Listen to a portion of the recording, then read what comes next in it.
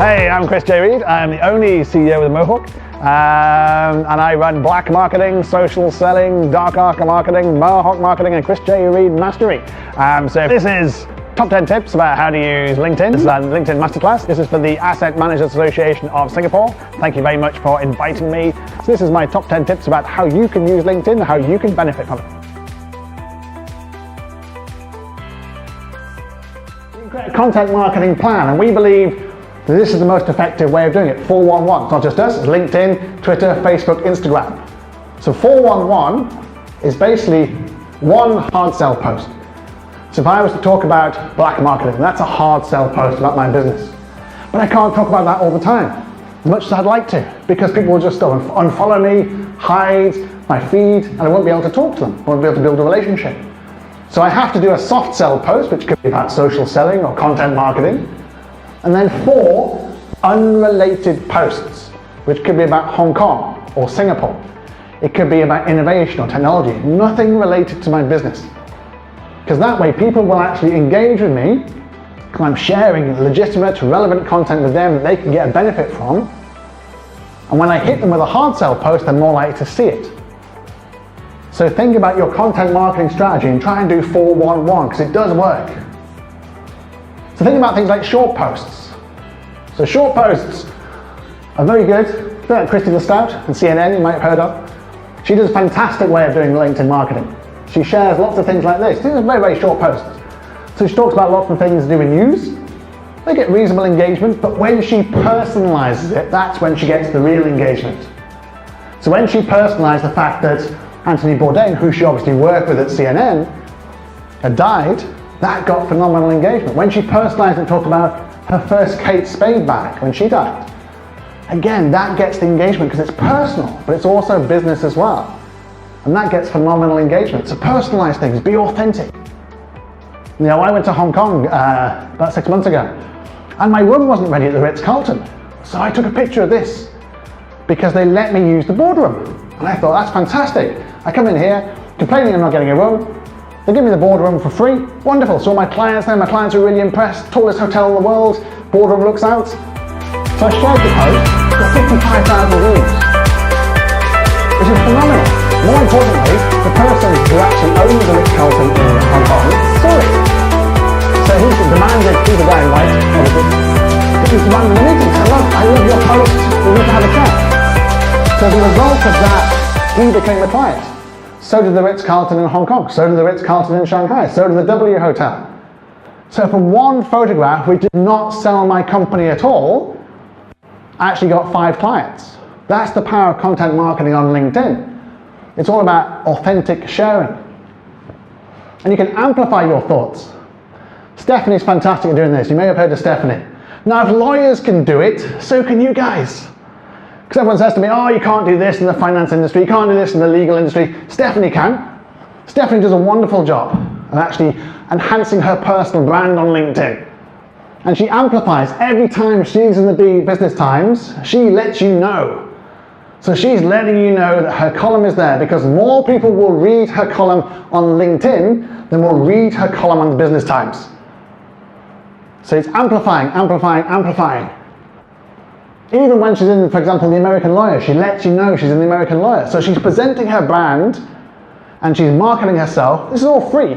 She's doing this authentically herself. Let you know she's an important person, she's a leader, she's an innovator, she has an enhanced personal brand. And then she shares, her colleagues are in, for example, Today. And it gets phenomenal engagement. And then even when she's quoted, she'll put that into LinkedIn too.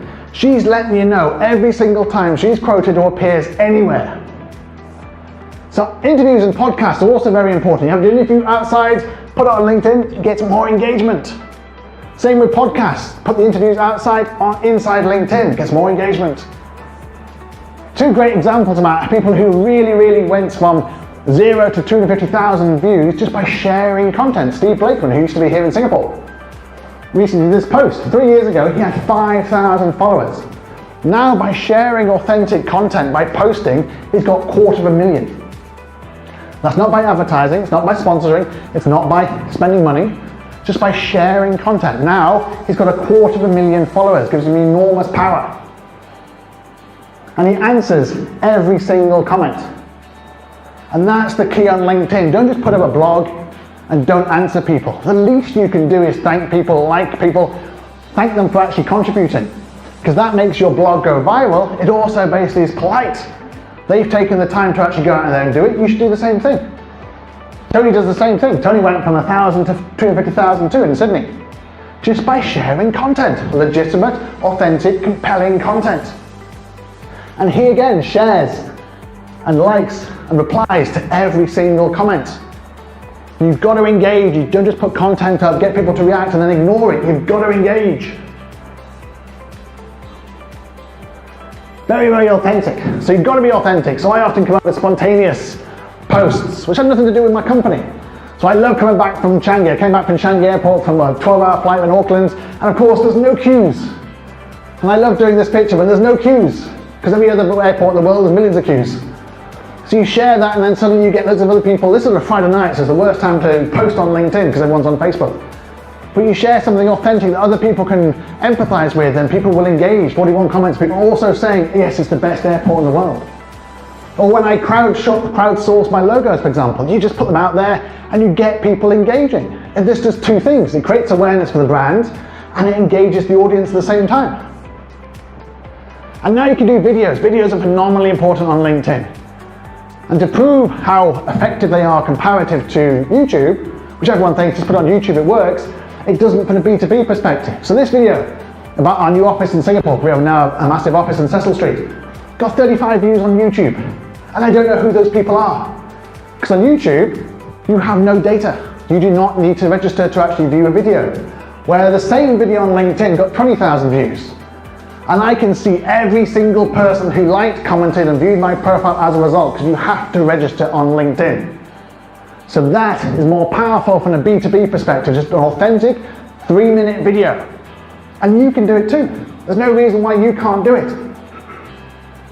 And then every single person who commented, I obviously responded back, so made it go viral over the course of a week. Works. And native videos really, really work well.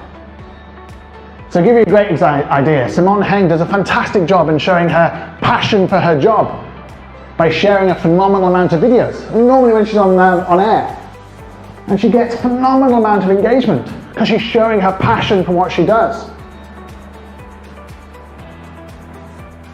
But without a video, her likes and comments plummet. People like to see her in action in the studio, like to see video. Now you can mix it up. Good example of this is Sally in Sydney. So she does videos, she does small posts like this, just putting a comment out there. She does photographs, she does infographics, but her most engaging ones are her videos. So really mix it up, and she's sharing, she's engaging, she's asking, she's really taking control of her own personal branding and her own content marketing. And you have to personalize it, you have to prove to people you've actually read the article. So I like this interview here with Rolling Stone with Elon Musk. Love him or hate him. Because apparently on the wall in the interview he says, he's got this quote. And the quote says, when you wish upon a falling star, your dreams can come true. Unless it's really a meteor hurtling towards Earth. And then you're pretty much hosed no matter what you wish for, unless it's death by meteorite. And you can imagine Elon Musk having this on his wall. But in fact I picked out the quotes from Rolling Stone and put it on LinkedIn.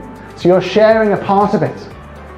Or for example, this interview with the Wolf of Wall Street warns of impending cryptocurrency scam, which is like kind of ironic. So that's why I put there, it's kind of like he would know one when he sees one. You know, personalizing it. Well, Mark Ritson here, who's quite a controversial marketing speaker, talking about his ethos to do content marketing, very similar to mine. And his judgment of success is when he has 30 comments that support him, 38 comments that are neutral, and 32 people who think he's a tosser.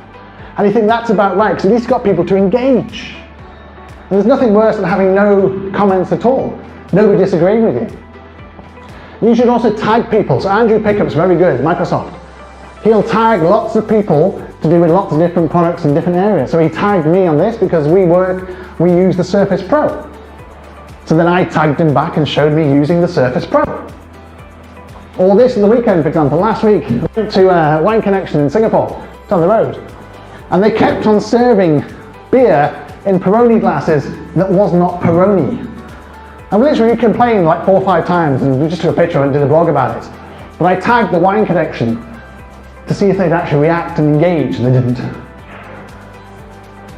But I also tagged Ron Kaufman, who's the master here doing customer service, and he did respond. So he's putting on there about why the staff should have felt actually they wanted to serve the right beer in the right glass, which was not happening. Taking responsibility for customer experience and customer service. So engage people. As a result of that, I get into Ron's 25,000 followers too. So if you engage people and they react, you get into their followers. That's how it works. Because you get notifications all the time. So when Stacey shared something, for example, I get an email from her. I also get notifications every single time. Mentioned you in a post. Mentioned you in a comment. Like to post that mentions you. So don't do things like this. Nothing at all.